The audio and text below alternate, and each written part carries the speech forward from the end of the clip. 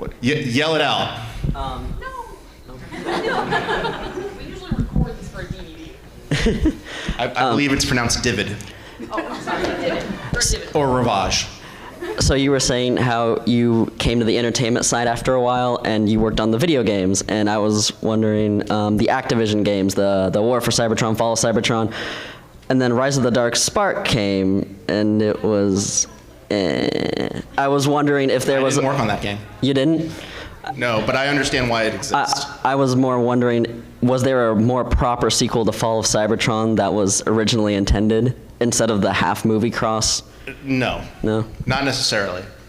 No. We kind of had it where they left Cybertron after that. But I understand why the Dark Spark existed. You're using your assets that you already have, so you're saving a ton of money. I don't believe Fall of Cybertron performed as well as War for Cybertron. So that may have had an impact on that decision. I personally liked it more.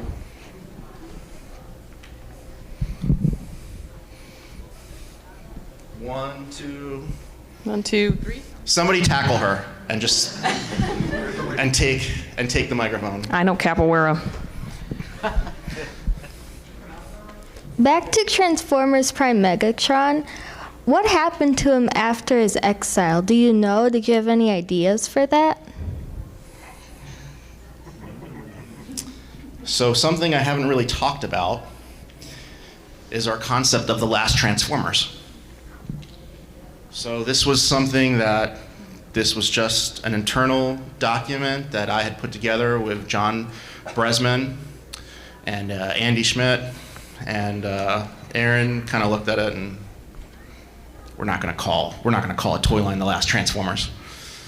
So the idea was like 1,000 years in the future, and it was inspired by an issue of IDW Comics where you see Ironhide in the future, and he's all old and beat up, and he's got the G2 symbol on there, and we always thought, well, if we ever make a game out of this, it's going to start off with like a voiceover of Ironhide.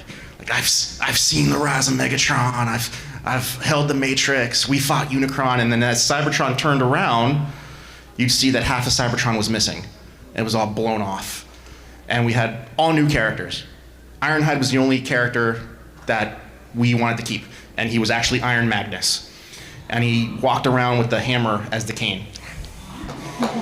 And there was, and I'm trying to think, like, it's so long ago that we made this. There was like, I think Skip Track Skip Track was one of the Autobots. It was like a racer. There was, what was his name? Something Magnet. Something Magnet was like the leader. And then it became Magnet Prime. And the idea of Magnet was that, you know, the toy would be able to hold the magnet, the Matrix, in its hands with like a magnet. And then I had always wanted to make the leader of the Decepticons a female. And we didn't quite have a name for her or a design for her or anything. But I had always thought that one of the Decepticons that she'd have in her crew, they'd have an arm, a red arm and a blue arm, and they turned into the pile drivers. Oh, nice. And then maybe in the toy we would do R and F, and then F and R, and make you guys fight it out. All right. This guy pimping the gold chain. So with developing Prime and... From New Jersey with that chain.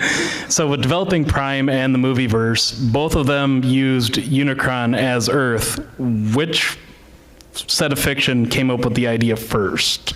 Oh, it was the studio who pitched to us for Transformers Prime. They came to us and said, we want to make Unicron the Earth.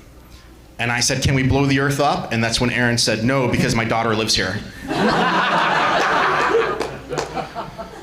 And I'm like, fine, I've got a kid on the way, and fine. So it was the guys behind the studio for Transformers Prime who came up with that idea. And it was interesting to see that it got incorporated into the 5th film, but at the same time, it's kind of like a gut punch knowing that we're not going to quite see what comes next.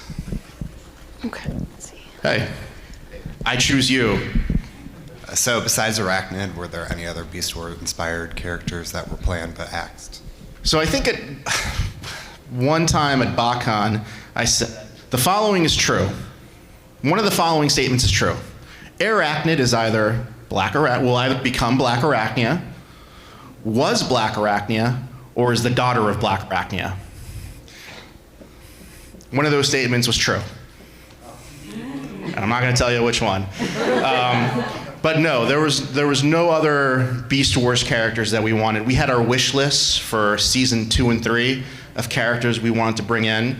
Blaster was on the list. Smokescreen was on the list. I think Ravage was on the list.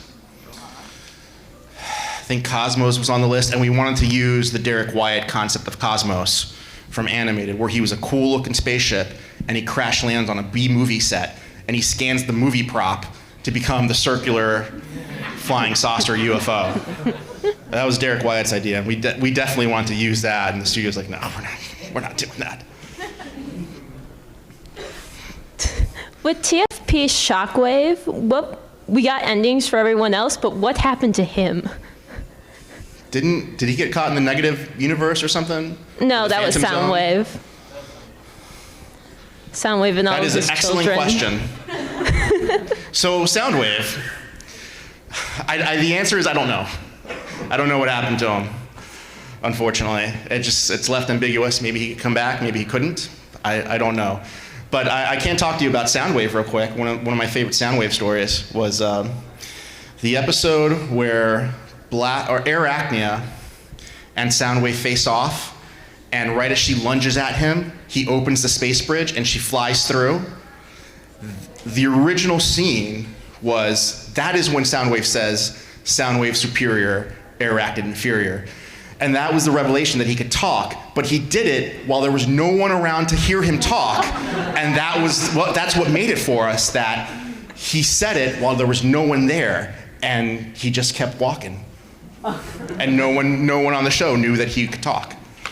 But it was changed. It was changed without our knowledge, unfortunately. They felt it was more dramatic to have him say it when he was captured by the Autobots.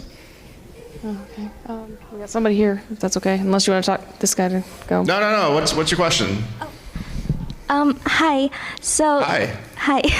So in the show, like near the end, we kind of saw some Vechicons like helping Bulkhead rebuild Cybertron, and while other Vechicons were in the brig. I was wondering if the show had gone on longer. Do you have any plans for more of the Vechicons or Radicons? No. There was no other plans. I think there was one Vechicon called Steve, if I recall. And that would be like, you know the guy in Deadpool, the Hydra agent, I think his name's Bob? Yeah. That we were gonna go to Steve.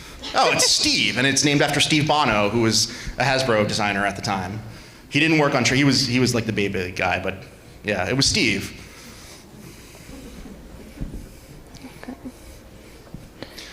Okay, we got a couple people over here. Someone over here. How you doing? Cool. I got a question about we got the Bumblebee movie coming out in December.